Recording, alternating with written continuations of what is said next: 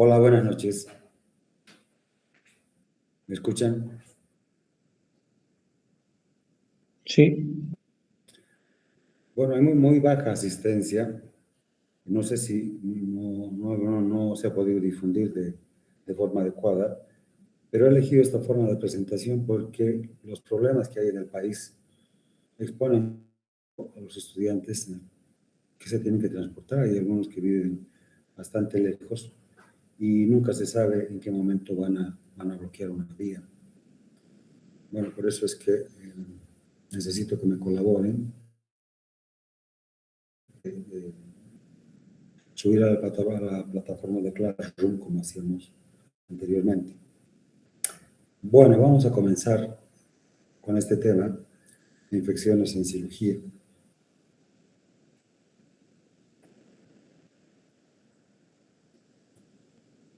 Se llama así infecciones de la herida quirúrgica, aquellas que suceden en la herida o en su vecindad y pueden producirse en los primeros 30 días después de la cirugía. Incluso se puede extender hasta el año cuando se han usado prótesis o implantes. Hay una falta de aceptación sobre este plazo tan largo. Algunos dicen que 90 días, pero bueno, vamos a tomar el máximo como probabilidad. Las infecciones se clasifican en superficiales, profundas y organocavitarias. Se llaman superficiales cuando afectan solamente la piel y el tejido celular subcutáneo. En cambio, las infecciones profundas son aquellas que comprometen los tejidos blandos, profundos, los músculos y la saponeurosis.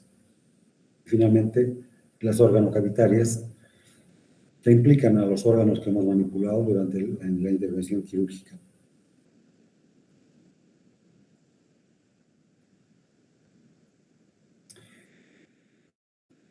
Un paciente con infección de la herida quirúrgica tiene 5 veces más riesgo de morirse por esta complicación. Categorías de la cirugía por su riesgo de infección.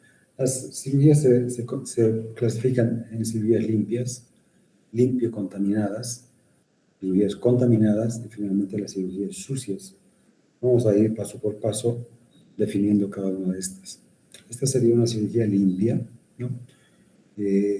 Por ejemplo, podría ser desde una biopsia de piel, por ejemplo, la extracción de un nevo, una cirugía de tiroides, una cirugía de hernia no complicada.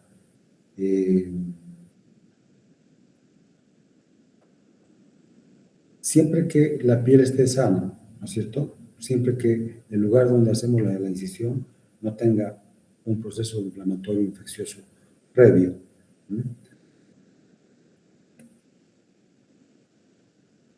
Las limpio-contaminadas son estas cirugías en las que vamos a incidir, vamos a cortar un órgano, vamos a abarcar hasta la mucosa, vamos a cortar la mucosa.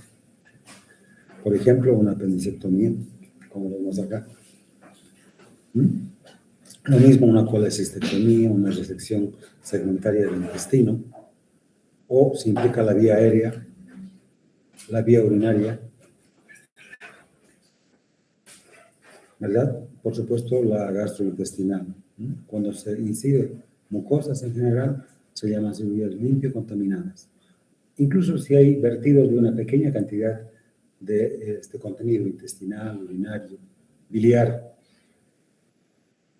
o moco bronquial, si el vertido es escaso, pequeño, no constituye un mayor riesgo. Las cirugías contaminadas, en cambio, son aquellas en las que hay vertido de gran cantidad, masiva cantidad de contenido, por ejemplo, intestinal. Y finalmente las cirugías sucias, ¿no?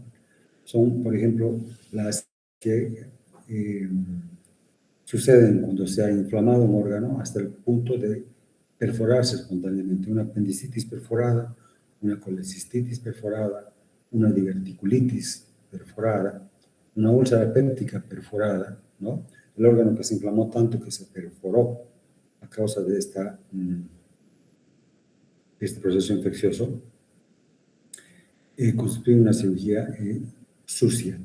Como podemos ver, incluso se puede observar en la figura la formación de placas que se pueden extender en todos los órganos, en todas las asas intestinales y en los demás órganos como el hígado y la pared abdominal. El peritoneo parietal incluso puede estar con placas fibrinopurulentas firmemente adheridas. A veces se pueden retirar con alguna facilidad y otras veces el riesgo de despulir y de producir perforaciones es muy, muy importante y es mejor no insistir demasiado. En los casos en que no se ha podido lograr una buena limpieza con el lavado quirúrgico, incluso está la opción de dejar la herida abierta, como vemos en esta imagen, se llama una laparostomía contenida. Se ha hecho el lavado peritoneal y se dejan las asas intestinales cubiertas con una lámina de plástico, como se ve en la figura. Aquí le han puesto unos puntos al plástico, lo cual no es necesario. En realidad, envolviendo con la lámina de plástico el mesenterio, el intestino delgado y el transverso, por supuesto, no se eviscera al paciente. Es decir, se cubre de esta manera las asas intestinales y los bordes de la pared que se ven en esta figura expuestos se pueden cubrir con gasa furacinada, por ejemplo, o con gasa vaselinada para mantener la humedad y permanecer aislada. Este procedimiento se plantea cuando, repito, no se ha logrado con el lavado retirar todo el material necrótico, todo el pus. Hay dudas sobre la viabilidad de esta cirugía.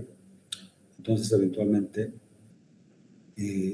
se programa una reintervención a las 48 o 72 horas.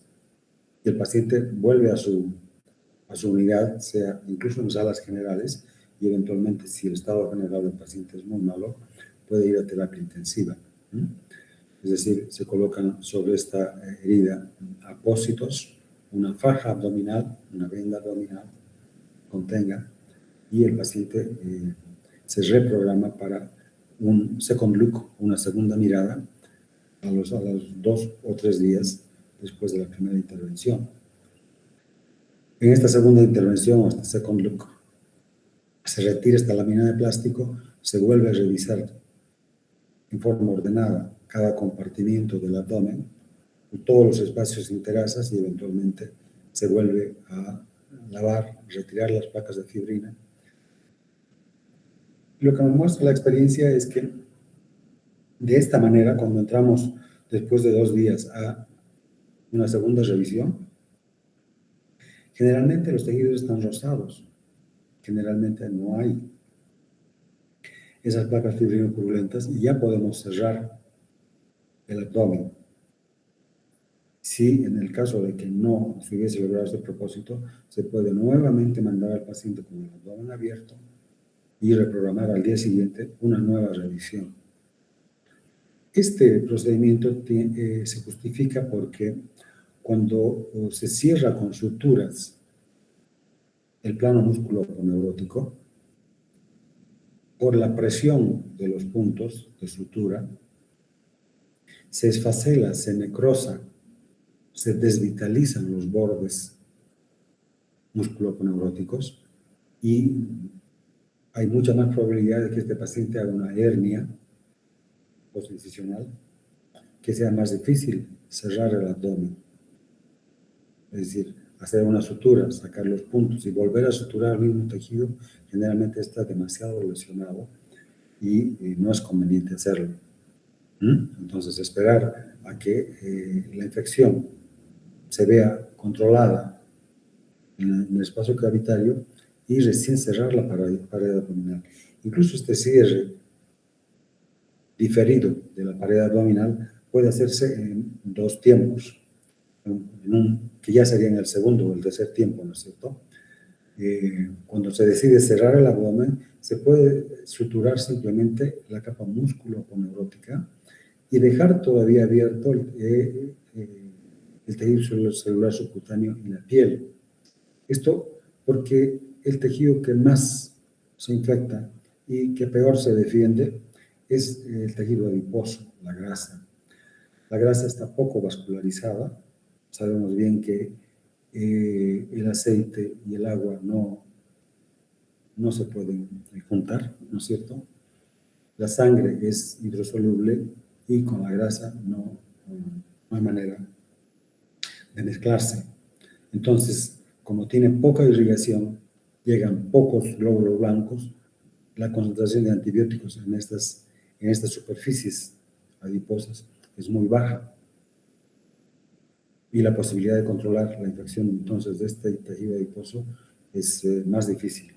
Por tanto, se puede cerrar el plano musculoaponeurótico y dejar abierta la piel, el tejido celular subcutáneo, hasta curar diariamente la herida hasta ver que los bordes están rosados, que hay proceso de granulación y eventualmente recién suturar la piel y el tejido celular subcutáneo.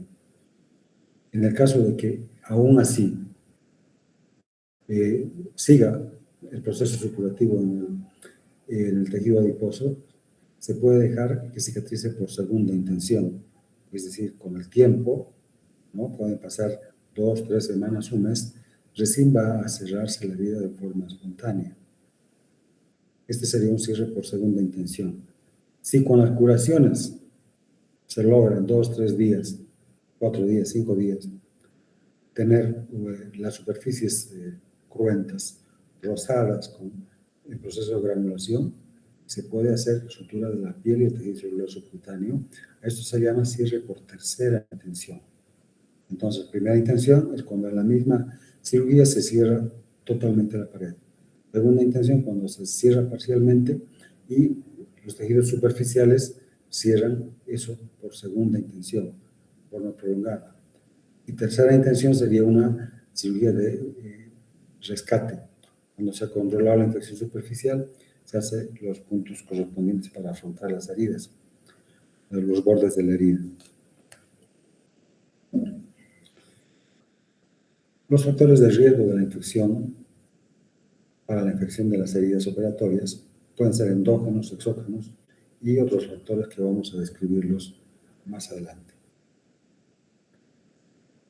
Los factores endógenos. Tenemos la edad. Los ancianos tienen hasta 5 veces mayor riesgo de infectarse las cirugías. El estado nutricional, en los dos extremos, la obesidad, por este tema de la irrigado, cuanto más grueso el tejido adiposo, mayor la dificultad para control de la infección, y también los pacientes desnutridos, en el otro extremo. La diabetes. Los pacientes diabéticos son inmunodeprimidos, tienen una depresión del sistema inmunitario, porque es una enfermedad que produce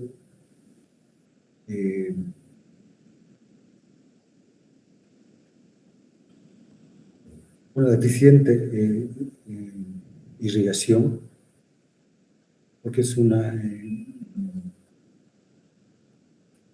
enfermedad que obstruye los capilares y las terminaciones nerviosas. Por eso los pacientes que tienen diabetes sienten más tardíamente una infección. Una infección puede progresar, un paciente, por ejemplo, puede tener un hierro encarnado y no percibir el dolor, no darle importancia, de manera que el proceso se extiende y a veces hay que amputar un dedo por una uña encarnada infectada. Esto sucede en general, ¿no? Esta dificultad para cicatrizar en los pacientes diabéticos por estas dos situaciones.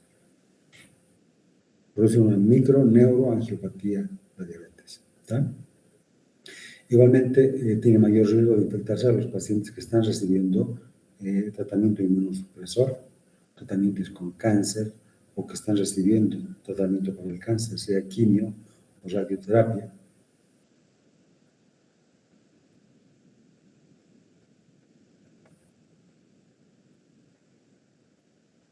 En realidad, aquí podemos agregar dos circunstancias que también aumentan el riesgo de infección de las cirugías, y son el tabaquismo y el alcoholismo. Sería conveniente que un paciente que se va a someter a cirugía programada, porque en la cirugía de urgencia no hay más, hay que operarlo porque ya está.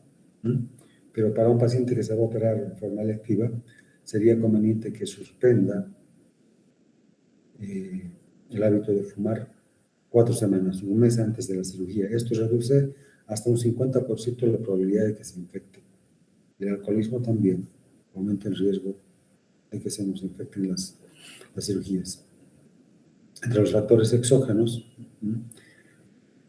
para prevenirlos, se recomienda la ducha preoperatoria, que puede realizarse el día mismo de la cirugía o el día previo, para disminuir la carga bacteriana de la piel.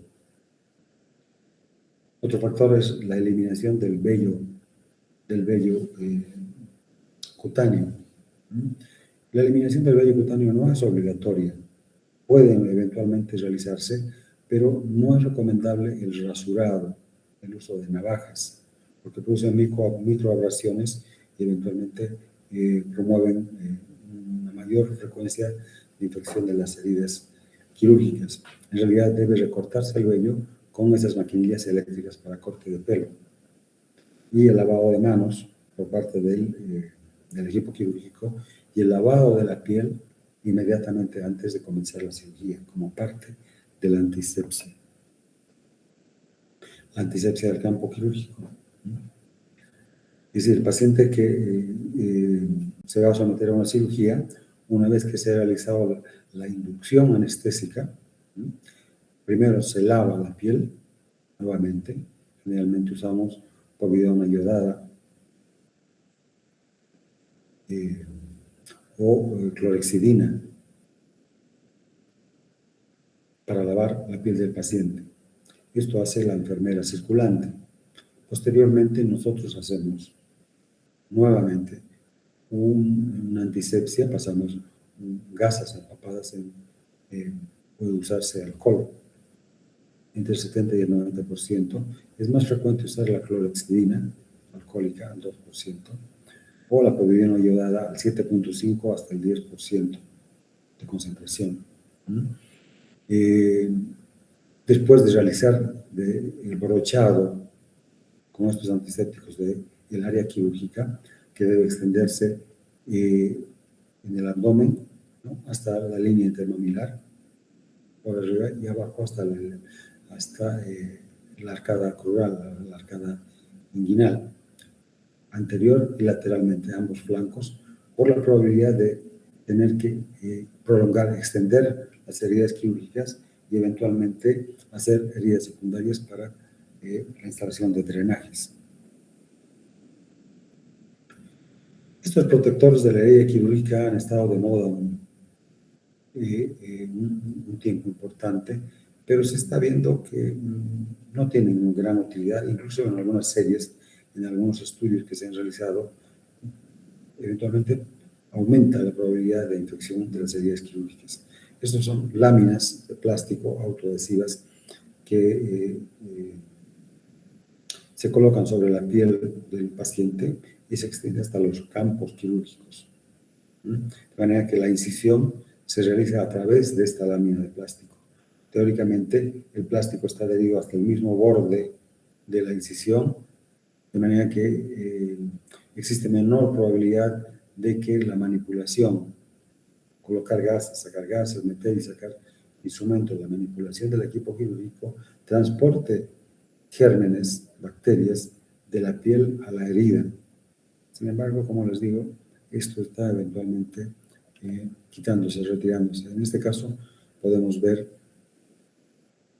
una lámina que está colocada, por eso se ve brillante el abdomen del paciente. Aquí se ven los bordes de la lámina de plástico que se han adherido incluso a los campos quirúrgicos, ¿verdad? Entonces la incisión se hace sobre o a través de estas láminas autoadhesivas. Existen una variedad de ellas. Otro tema son los materiales de sutura, la elección de los materiales de sutura. Existen materiales hilos de sutura, monofilamento y suturas trenzadas. Los monofilamentos son menos propensos a infectarse que los trenzados. Las suturas continuas, es decir, suturas continuas, tienen menos riesgo de infectarse que los puntos separados, es decir, las suturas interrumpidas. Se recomiendan las suturas impregnadas en triclosan. Esto reduce las infecciones organocavitarias. La característica de estas suturas comercialmente es que llevan el añadido de plus.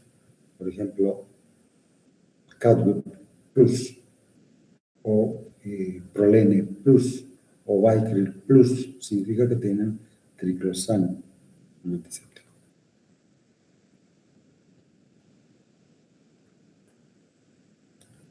Esta es la estructura de una estructura monofilamento, ¿no? Que es un solo filamento, como se ve acá, y esta es una estructura trenzada. Esta, por ejemplo, tiene esta estructura, la seda, el Vicryl, el Dexon. En cambio, es monofilamento el Cadwood, el Prolene, ¿no? Entonces, en las estructuras trenzadas, en los intersticios de las hebras y peor, donde han sido seccionadas, pueden anidar y proliferar colonias bacterianas, y como por acá no circula sangre, ¿no? Pues es un tejido extraño, no tiene vascularización, le llega un poco de sangre y un poco de antibióticos, pero hay mucha mayor probabilidad de que se infecte ese tipo de estructuras. De manera que cuando se ha realizado una cirugía sucia, vamos a suturar con material monofilamento. Estas son más manejables, las suturas trenzadas como la seda y el Vicryl, son más manejables, pero tienen este problema, que cuando la cirugía ha sido contaminada, es mejor no usarlas. En cuanto a los drenajes, hay controversia. Hay quienes usan siempre drenajes y quienes recomiendan no usar nunca drenajes. Los extremos son malos, sabemos que los extremos son malos, ¿no? En realidad, hay ocasiones en que está plenamente justificado dejar un drenaje, que es un testigo que nos va a permitir, una vez cerrado el abdomen, en el postoperatorio del paciente, ver qué es lo que viene por este drenaje. Si es tipo seroso, si tiene un débito seroso, claro, todo está bien. Pero si sale pus, lo mejor que salga todo el pus que se pueda juntar. Igualmente nos sirve para eventualmente diagnosticar precozmente si después de cerrar nosotros el abdomen se ha producido una hemorragia. A veces el paciente al despertar de la anestesia, especialmente después de la anestesia general, se despierta desorientado, forcejea y eventualmente puede subir la presión arterial y sangrar tejidos que se habían logrado una hemostasia adecuada durante la cirugía. Igualmente, en el caso de que se haya realizado una anastomosis y se produzca una dehiscencia de estructura, nos va a mostrar salida de contenido intestinal y poder reintervenir este paciente precozmente. Si no dejáramos el drenaje, no sabríamos si está sangrando o si eventualmente está filtrando contenido intestinal hacia la cavidad. Bueno, entonces, usar, sí, cuando está justificado. En el caso de usarse, se recomienda que estos drenajes sean unidireccionales, que sean aspirativos, que solamente salga el contenido y que no vuelva a la cavidad peritoneal, en el caso del abdomen, o la cavidad torácica, en el caso de una cirugía de tórax. ¿Ya? Este es un tipo de drenaje bastante usado, bastante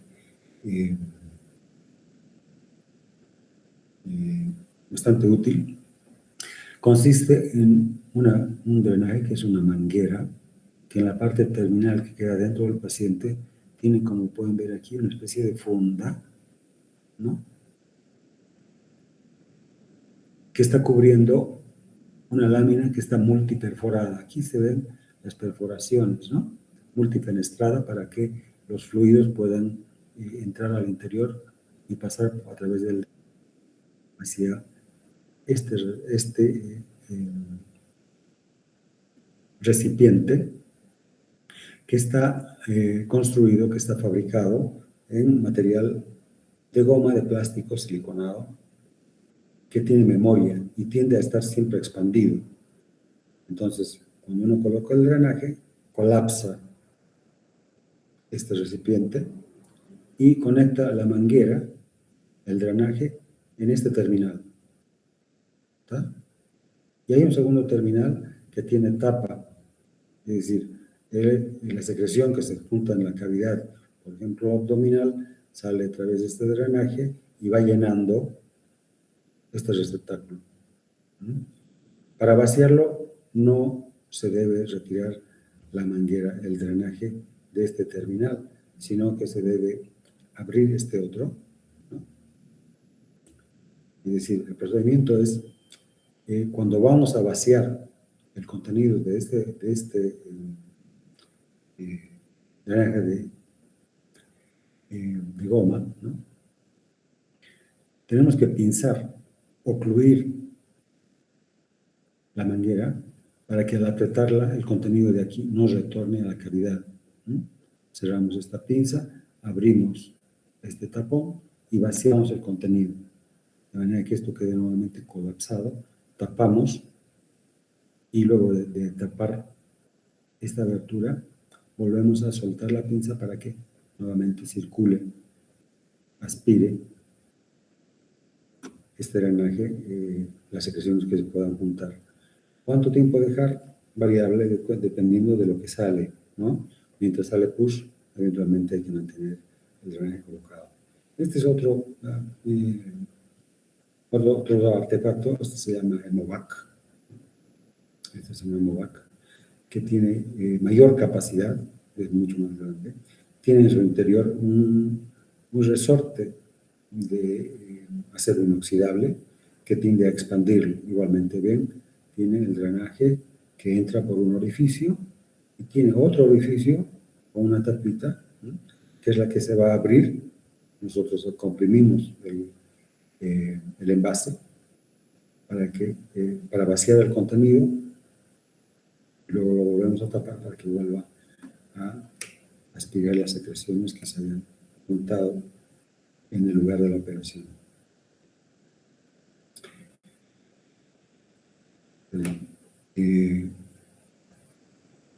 Entonces, este es un Hemovac y este es un drenaje de Jackson Pratt. Este es un drenaje que se llama Jackson Pratt. Profilaxis antibiótica.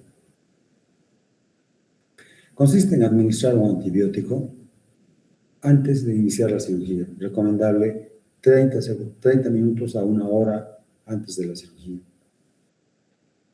Esto es para prevenir las infecciones por la incisión, por la herida que vamos a realizar nosotros para acceder al órgano que estamos operando por patología inflamatoria o tumoral.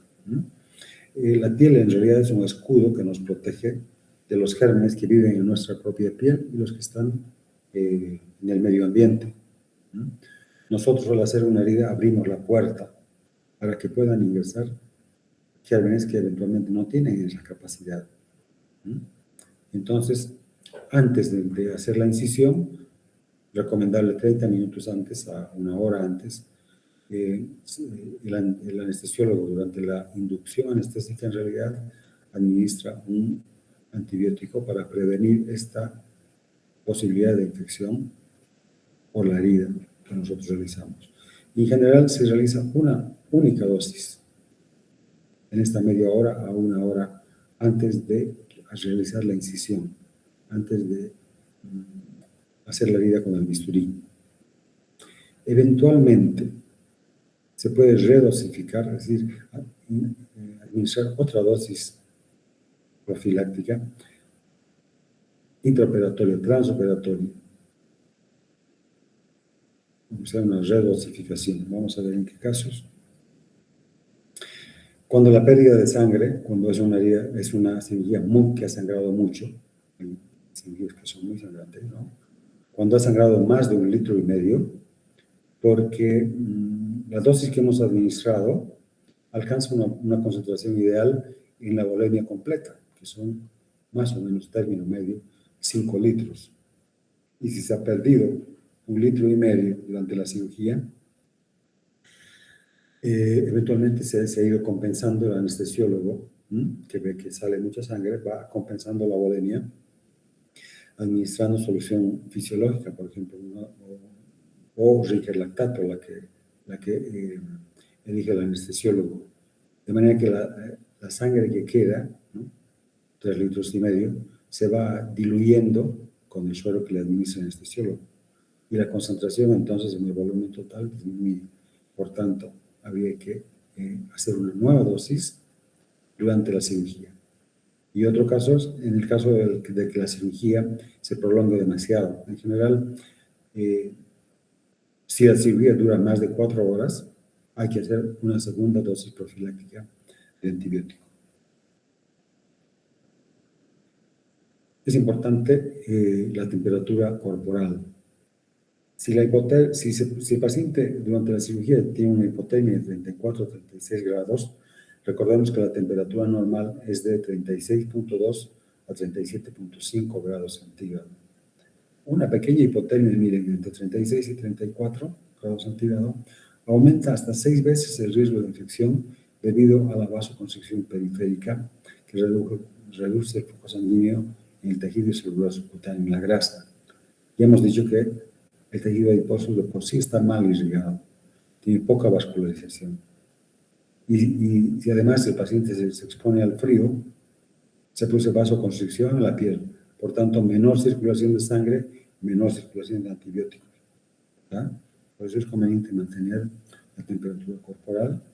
Esto administrando los fluidos intravenosos o las soluciones cristaloides, que son el vial para los medicamentos anestésicos, ¿no? El paciente que se opera, siempre se opera con una vía periférica, por la que se administran sueros, que llamamos sueros, no son sueros en realidad, son soluciones. Estos no se deben administrar fríos, deben estar no calientes, tibios, digamos a la temperatura corporal, 37 grados, 37,5 grados. Se pueden usar lámparas emisoras de calor. Actualmente estas ya no existen. Antes las lámparas quirúrgicas eran incandescentes. Actualmente se usan luces LED que son frías. O se pueden usar mantas térmicas. Está recomendado el uso de mantas térmicas, especialmente en invierno. La glucemia. Es conveniente mantener la glucemia por debajo de 180 miligramos por decilitro. Es decir, la glucemia normal sabemos que es hasta 100, se considera normal, hasta 100 miligramos por decilitro, normal. Si la glucemia sube levemente hasta 150, hasta 180, no necesita en realidad ningún tratamiento. Pero si sube por arriba de 200, va a tener, en este caso, el anestesiólogo que administrar la insulina cristalina. Existe una tabla genérica que se puede tomar como punto de partida, como base. Si la glucemia sube por encima de 200, el anestesiólogo debe administrar 4 unidades de insulina cristalina. Si sube entre 200 y 250, puede administrar 8 unidades de insulina cristalina. Y si sube entre 250 y 300, debe administrar 12 unidades de insulina cristalina. Y eventualmente repetir en el postoperatorio, controlando con glucemias capilares o realizando glucemias en laboratorio cada 6 horas, es la vida media de la insulina cristalina. Eventualmente puede ser necesario aplicar nuevas dosis cada 6 horas durante el perioperatorio hasta los 3 días después de la cirugía es conveniente que la glucemia se mantenga normal o en ese límite muy bajo de hiperglucemia. En cuanto a la administración de líquidos, a veces los anestesiólogos se mandan a administrar una gran cantidad de líquidos para prevenir una falla renal. Pero esto es contraproducente para nosotros porque se produce edema y cuando se produce edema, los tejidos que nosotros suturamos se edematizan y disminuye aún más la circulación. Todos los tejidos que nosotros suturamos van a sufrir isquemia porque estamos ajustando los puntos de sutura. Es importante, por supuesto, que las suturas no queden ajustadas, no se ajusta hasta el tope, se ajusta sintiendo el tejido, de manera que quede bien afrontado, pero que no lesione el tejido.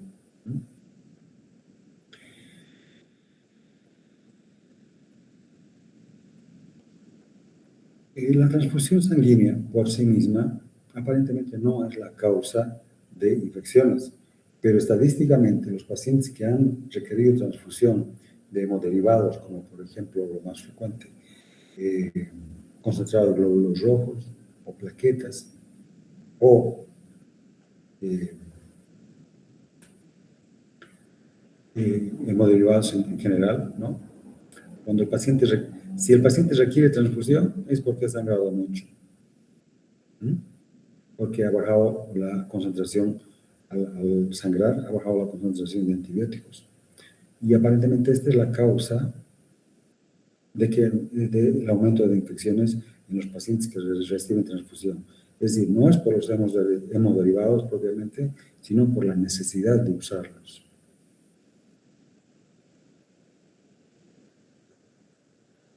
La técnica quirúrgica es, por supuesto, muy importante. La mayor parte de las infecciones quirúrgicas se deben a la contaminación de la herida durante la intervención.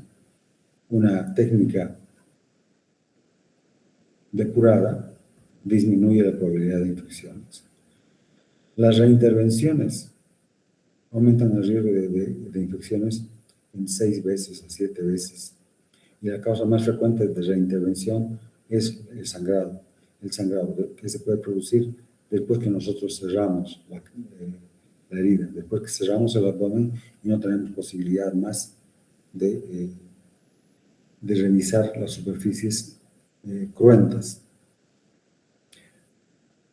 Esta situación es particularmente importante en la cirugía laparoscópica. En general, el cirujano se esfuerza en realizar una hemostasia perfecta y cierra cuando no hay nada que sangre, cuando se ha logrado hemostasia de todos los tejidos que se han intervenido. En la cirugía laparoscópica, para poder para convertir en real la cavidad virtual, se opera con una presión de CO2 en la cavidad abdominal de 12 milímetros de mercurio. Y esta presión es capaz de colapsar vasos pequeños y de mediano calibre. Y eventualmente, durante la cirugía, mientras se mantiene este neumoperitoneo con CO2 a esta presión, pueden estar colapsados. Y cuando nosotros retiramos esta presión, permitimos que salga el CO2, podrían eventualmente sangrar.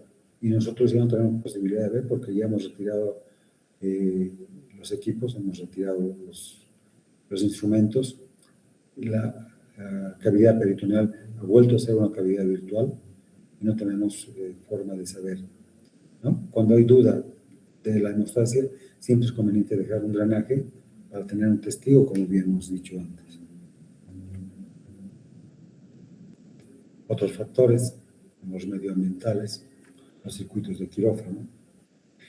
Es muy importante reducir la circulación y las actividades y número de personas. En realidad, deben permanecer en quirófano solamente el equipo quirúrgico y eventualmente los estudiantes. Por eso se limita el número de estudiantes que pueden presenciar una cirugía.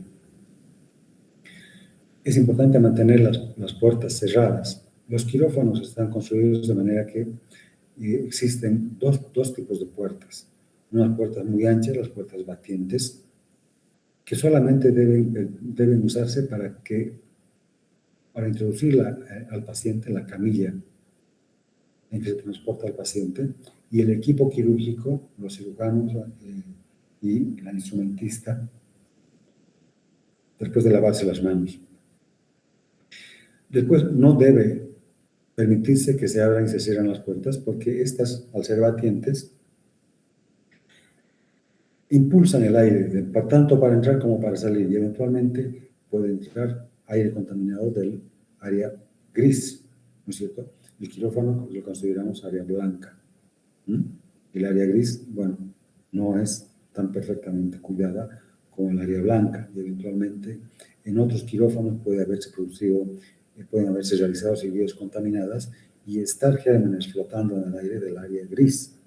Y si las puertas batientes están bombeando aire de entrada y salida, va a aumentar la probabilidad de infecciones en cirugías limpias. Y por supuesto el uso de ropa limpia, gorras, barbijos por todo el personal es de vital importancia.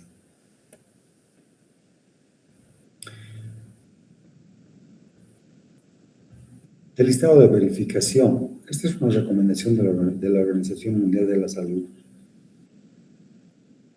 para identificar al paciente perfectamente, especialmente en cirugías, en hospitales donde hay gran flujo de cirugías, ¿no? Eventualmente los cirujanos permanecen en quirófano y van pasando paciente por paciente. Se opera uno, sale, entra otro paciente y sale, ¿no? Y actualmente se puede perder noción de cuál es el paciente que se va a operar. Por eso es que inmediatamente antes de la inducción anestésica, a cargo del anestesiólogo, debe realizarse el listado de verificación, es decir, se debe verificar el nombre del paciente, cuál es el paciente que estamos por operar, cuál es el diagnóstico del paciente, cuál es la cirugía que se va a practicar en él. Por ejemplo, amputación infracondilia de la pierna derecha. Pierna derecha, amputación de pierna derecha, ¿no es cierto? Porque como hay muchos pacientes en este flujo del quirófano, eventualmente se puede practicar la cirugía indebida en el paciente, confundiéndose, en el que se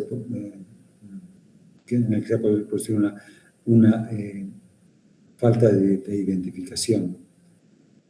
Por tanto, es importante verificar el nombre del paciente, su diagnóstico, qué cirugía se va a practicar y quién es el cirujano, cuál de los componentes, de los integrantes del equipo quirúrgico es el que va a operar. Hay confusiones, hay cirugías realizadas en pacientes, ¿no? Como les digo, amputar el miembro equivocado. Si se confunde el paciente, realizarle, no sé, una craneotomía, el que tenía que hacerse una colecistectomía. Pueden haber confusiones de este tipo por el personal administrativo. En lugar de pasar por un paciente, pasan a otro y se presta a confusiones. El lavado quirúrgico de manos y el uso de antibióticos, sobre todo la técnica quirúrgica depurada, son las principales pautas para reducir las infecciones de la herida quirúrgica, las contaminaciones, las infecciones operatorias. Por tanto, el tratamiento de las infecciones se sostiene en 3 pilares: el uso de antibióticos adecuados, el drenaje quirúrgico cuando es necesario y el soporte metabólico y hemodinámico en el posoperatorio, en el transoperatorio y en el posoperatorio. Porque un paciente que se somete a una cirugía, especialmente en el abdomen, eventualmente va a pasar horas o días sin posibilidad de alimentarse y va a depender totalmente de nosotros la dosificación de líquidos, la dosificación de electrolitos, de antibióticos y de analgésicos y de todo lo que requiere el paciente. El tratamiento antibiótico está indicado en cirugías contaminadas y sucias. Es decir, hemos hablado de que las cirugías se clasifican limpias, limpio y contaminadas. Estas, las limpias y contaminadas, se usa la profilaxis antibiótica. Y cuando la cirugía es contaminada o es una cirugía sucia, se usa tratamiento, se establece un tratamiento quirúrgico, un tratamiento antibiótico. Profilaxis en las no contaminadas y tratamiento en las cirugías que sabemos que están contaminadas. El paciente se sabe que es un paciente contaminado porque tiene fiebre, porque tiene leucocitosis, porque tiene dolor, tiene un proceso inflamatorio agudo. En estos pacientes se inicia un tratamiento antibiótico, incluso empírico. Tratamiento antibiótico empírico implica que no se ha reconocido qué bacteria es la que está infectando, ni se ha reconocido cuál es el antibiótico específico más eficaz para esta bacteria en este paciente en este momento. ¿Está?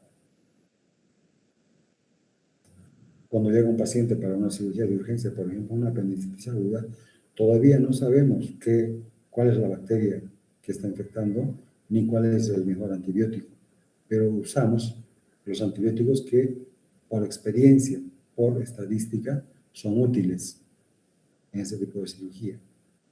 Es decir, establecemos un esquema de cobertura, de amplia cobertura, para cubrir gram positivos, gram negativos y anaerobios. Y durante la cirugía tomamos una muestra de pus, y mejor si es de tejido infectado, para hacer un cultivo y antibiograma. Esto demora entre 48 y 72 horas de laboratorio, es decir, identificar cuál es el germen infectante y de la misma manera decirnos cuál es el antibiótico que mejor efecto tiene sobre esta infección. En tanto, vamos a manejar el esquema empírico. Este tratamiento empírico, en el caso de tener buen resultado, es decir, que en estos 2-3 días que tarda el laboratorio en decirnos cuál es el mejor antibiótico, si el paciente tiene buena evolución con el tratamiento que nosotros hemos recetado, que hemos indicado, en principio, si tiene buena evolución, si no tiene fiebre, si los glóbulos blancos bajan, eventualmente podemos mantener el antibiótico, el esquema antibiótico empírico. Y solamente cambiar al que nos recomienda el laboratorio en caso de que este esquema haya fracasado, que el paciente tenga fiebre, que la evolución sea tórpida. En cirugía abdominal y cirugía vaginal, es cuando mayor contaminación, son las cirugías más contaminadas en general, y existe una gran población de gram negativos y de anaerobios. Por tanto, los esquemas antibióticos incluyen cefalosporinas de segunda generación, que todas las cefalosporinas son de amplio espectro, cubren gram positivos y gram negativos. Las cefalosporinas de primera generación fundamentalmente tienen acción sobre los gram positivos y menos sobre los gram negativos. Las de tercera generación tienen una mejor eficacia contra los gram negativos y menos contra los gram positivos. Las intermedias, las de segunda generación, cubren en realidad más o menos de forma similar tanto gram positivos como gram negativos. La gentamicina y la calamicina eventualmente se pueden usar, ¿no? Que tienen una buena cobertura para gram negativos. La gentamicina y la micacina. ¿Está? Es decir, las cefalosporinas son en realidad el primer esquema, pero el problema que tienen las cefalosporinas, al igual que las penicilinas, es que producen resistencia muy rápidamente. Y además hay resistencia cruzada entre penicilinas y cefalosporinas. De manera que un esquema con cefalosporinas más allá de la semana, 8 días, 10 días, ya no tiene efecto. Si el paciente sigue infectado, hay que hacer una rotación de antibióticos y eventualmente entrar con gentamicina como segundo esquema o con camanicina directamente. O hacer una segunda ronda de antibióticos, un segundo esquema con gentamicina y dejar para una tercer esquema antibiótico la amikacina. Y hay que combinar con antibióticos que cubran anaerobios. Especialmente se usa el metronidazol, 500 miligramos cada 6 horas, o clindamicina, 600 a 900 miligramos cada 6 horas. Es decir, hay que cubrir gram positivos, gram negativos y anaerobios.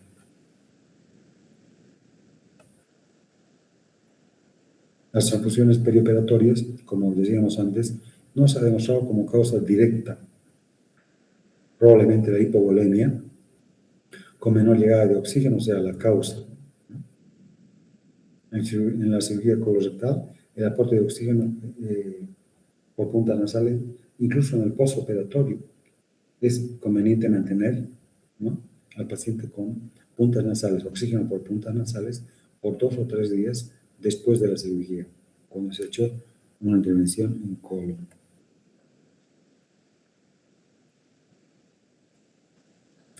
El lavado quirúrgico, el uso de antibióticos y sobre todo la técnica es repetición de lo que hemos dicho, ¿no?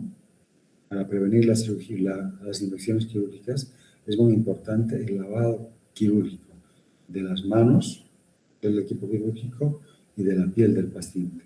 El uso de antibióticos apropiados, profilácticos o terapéuticos, según sean cirugías limpias, contaminadas o contaminadas, como hemos dicho antes, y sobre todo la técnica quirúrgica depurada. El cuidado de no contaminar, el cuidado de que si se vierte contenido intestinal o biliar, por ejemplo, ¿no?, sea rápidamente aspirado, se lave la región, no permitir que permanezca, que contamine más los tejidos. Se define como superinfección a una segunda infección que ocurre después de una anterior por una bacteria diferente de la que se trató anteriormente.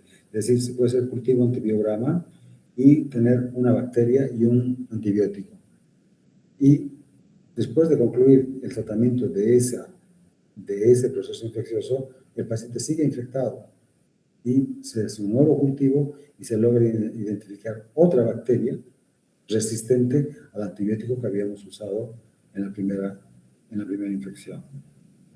Estos gérmenes pueden ser endógenos o exógenos, pueden ser resistentes al tratamiento. En general, lo más frecuente es que los gérmenes infectantes, las bacterias que producen infección, provengan del mismo paciente, de la piel del paciente, eventualmente de la víscera que se ha infectado, por ejemplo el intestino, por ejemplo el apéndice o la vesícula, ¿no? Son las bacterias del propio paciente las que producen infección. Puede también deberse a eso,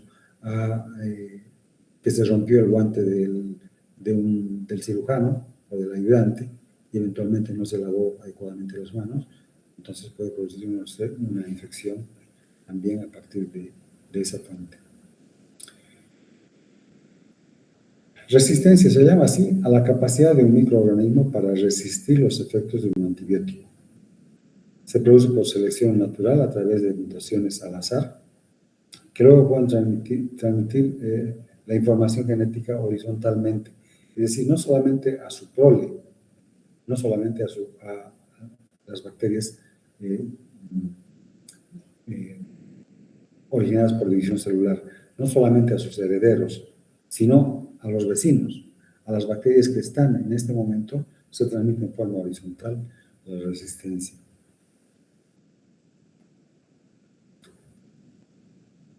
Los microorganismos más frecuentes, que más frecuentemente producen infecciones de las heridas quirúrgicas, están en primer lugar los estafilococos aureus, que es el más frecuente, encontrado hasta el 60% de las heridas infectadas. Esta es una bacteria que vive en la piel, normalmente vive en la piel, ¿no? No puede penetrarla.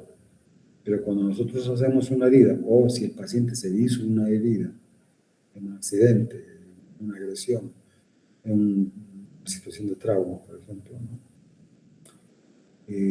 Se rompe el escudo de la piel, el escudo fisiológico, y eventualmente pueden penetrar los estafilococos y producir infecciones. Son los que más frecuentemente infectan las heridas operatorias. También la Escherichia coli es una bacteria que en realidad habita el intestino.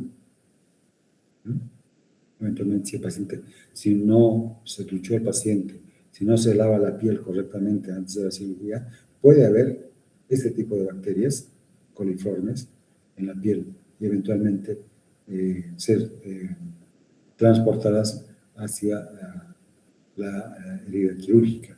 O si se abre el intestino, si se abrió por una perforación, o si nosotros seccionamos y sale este tipo de bacterias, pueden producir una infección del sitio quirúrgico, sea en la cavidad, sea en los tejidos profundos y más frecuentemente en los tejidos superficiales. También están presentes los Staphylococcus epidermis y los fecalis en un menor porcentaje. Estas son las bacterias que más frecuentemente se encuentran en los cultivos de las heridas infectadas. Como hemos dicho, las bacterias, las heridas quirúrgicas suelen infectarse por bacterias que ya se encuentran en la piel del paciente o en el órgano operado. Es la posibilidad más frecuente. Se llama infección. Aquí vamos a dar definiciones muy importantes, ¿no? Son definiciones muy concisas para diferenciar estos procesos. Se llama infección al proceso patológico causado por la invasión de microorganismos a un tejido fluido corporal o cavidad anatómicamente normalmente estéril,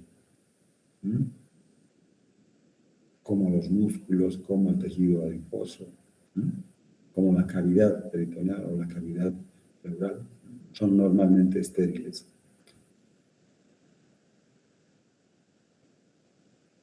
Se llama sepsis cuando esta infección, esta invasión de bacterias a los tejidos normalmente estériles, produce una respuesta inflamatoria sistémica, SIRS, es decir, producen fiebre, producen hipotermia, taquicardia, taquipnea, leucocitosis o leucopenia en las infecciones más graves. ¿Ya? La sepsis grave es cuando esta infección produce una inflamación sistémica, un proceso inflamatorio sistémico, y que está asociado a disfunción orgánica, a falla orgánica, por ejemplo, falla renal, falla respiratoria, falla hepática, falla de diferentes órganos y sistemas. Puede haber oliguria, ¿no? Acidosis láctica, elevación de enzimas hepáticas, alteración mental. Hay trastornos incluso del sistema nervioso central, falla del sistema nervioso central. Cuanto más órganos y sistemas fallen, peor el pronóstico del paciente. Y se llama shock séptico cuando la sepsis produce falla circulatoria, es decir, caída de la presión arterial, pese a tener una fluidoterapia adecuada. Pese a la reposición adecuada de líquidos, el paciente tiene hipotensión y es necesario usar adrenalina o noradrenalina, ¿no? Vasopresores para mantener la presión arterial. Estos pacientes se manejan en terapia intensiva. Bien, esta es la presentación del tema. Yo les pediría que compartan con los estudiantes que no han podido asistir a esta presentación, que compartan, que se difunde el tema. No hay forma de grabar. Felizmente ustedes lo van a poder